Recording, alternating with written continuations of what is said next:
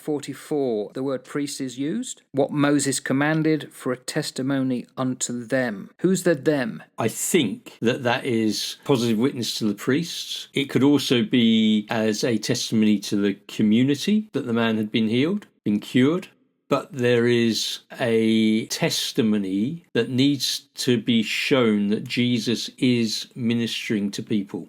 But I think it's going to go first to the priest, because that's who you show you have been cleansed. And then in Leviticus 14, 1 through to 32, it talks about what offerings Moses commanded for somebody who had that sickness to then offer. You were never allowed back into the camp.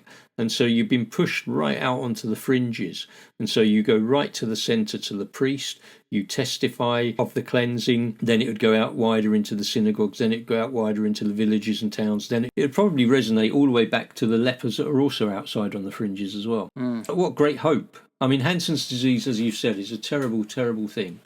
And it's a cruel disease. It's just absolutely shocking. But in 45, this guy who, by the act of Yeshua, God, has been made clean, then disobeys. He goes off and blabs big time, and he went out and began to publish it much, and to blaze, great word, blaze abroad like a fire, abroad the matter, insomuch that Jesus could no more openly enter into the city. I'm assuming this is not Jerusalem. This is the city he was in. Which would have been Capernaum, right? Because he was no longer able to go back. He stayed outside that area. And then it says now, after some days, when he returned to Capernaum. So it must have been within the Capernaum region. Without or outside in desert places. And they came to him from every quarter. Yep. Now, where does this leper, in the scheme of things, reside then? Because disobeys by doing exactly what Jesus said don't do. He was so been made up with what Jesus had just done for him that he was exuberant and couldn't contain what Jesus had done for him. And he waxed lyrically about everything that had gone on for him. I would like to think that he would be shown a little bit of slack for that.